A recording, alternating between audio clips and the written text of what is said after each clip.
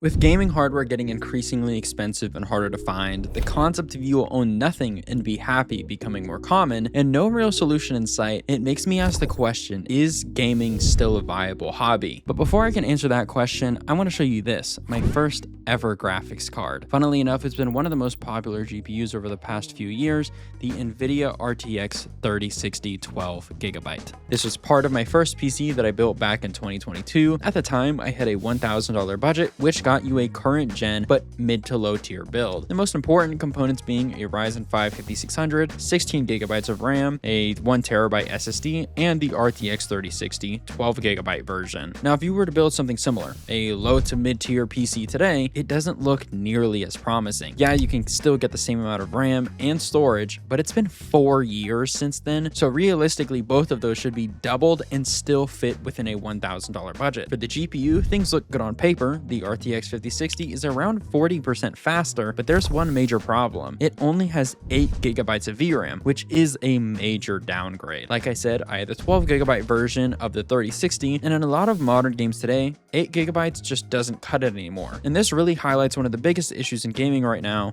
hardware. I and many others have already made videos about the massive price hikes in RAM and storage and how those increases would eventually reach graphics cards and other gaming hardware, and now they have. NVIDIA has unofficially killed off the 5070 Ti and the 5060 Ti 16GB around a month ago. Hardware Unboxed released a video discussing information they've received from their contact at ASUS. The RTX 5070 Ti is end of life. The RTX 5060 Ti 16GB is almost done as well, and things are looking pretty bleak across the graphics card market. NVIDIA and ASUS later claimed that statement wasn't true. While they were technically still producing them, so few are actually being made and sold that it might as well be end of life. The reason though is pretty simple. NVIDIA currently has 3 different 16GB GPUs, the 5060 Ti, the 5070 Ti, and the 5080. Out of those 3, the 5080 is the most expensive by far, so from a business perspective, why sell the cheaper options when you can push people toward the one that makes more money? Also, normally every generation of GPUs has a mid-gen refresh, offering a little more performance for the same price, normally called the Super Series. And for the 50 series, that was rumored to release around now, but it was delayed alongside the next generation of GPUs entirely. And even the console side of gaming is starting to feel that pressure. The upcoming Xbox Project Helix, which is rumored to basically be a PC, is expected to cost somewhere between $1,000 and $1,200 US. Now, this is just a rumor, but with current hardware pricing, it honestly wouldn't be surprising if it ended up being that expensive, maybe even more. Just look at the Steam Machine. It was announced in late 2025 with a planned release in Q1 of this year, but now that has been pushed back, and the current statement is, and I quote, "We hope to ship in 2026. Even the PlayStation 6 has reportedly been pushed back to 2028 or even possibly 2029, but hardware is only one side of the problem. The other side is software, and software has its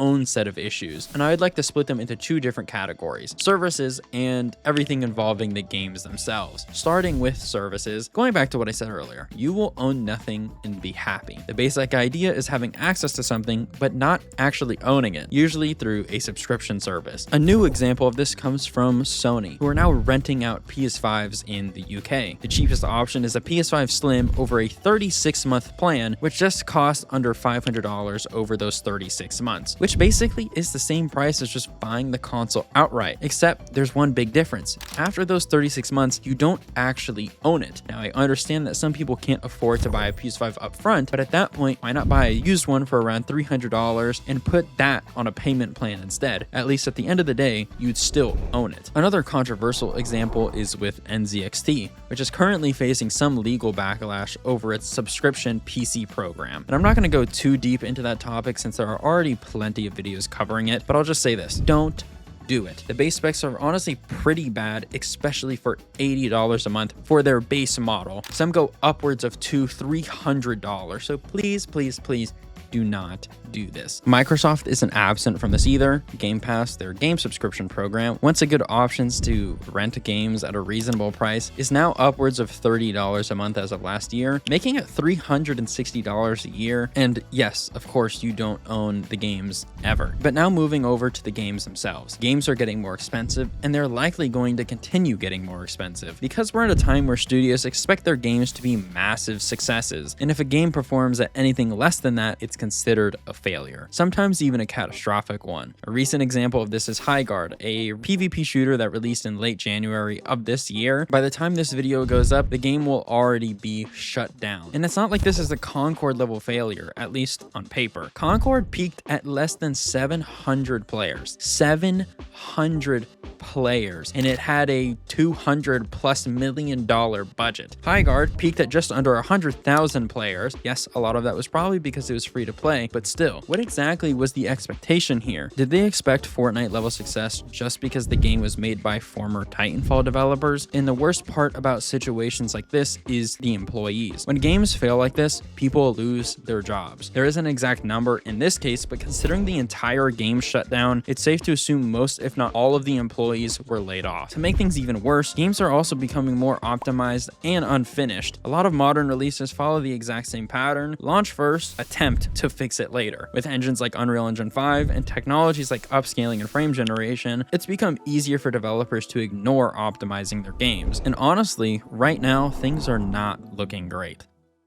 But here's the interesting part. It's not like gaming is dying. It's actually bigger than it's ever been. Even with the pricing issues, PC gaming just keeps on growing every single year. There are more games being released today than any other point in history, and depending on how you look at that, it can either be a good or bad thing. One positive is that smaller developers have been responsible for the best games in recent years. That said, I do think the barrier to entry is going to get much higher for both PC gaming and console gaming, and we've already been seeing it happen. And hopefully when the AI bubble eventually pops, which historically these kinds of fads and trends tend to do, things might start to normalize again. So, is gaming still worth it? Yes, but right now it might not be the best time to buy a new console or build a new PC. And if you already have one, maybe just ignore the urge to upgrade.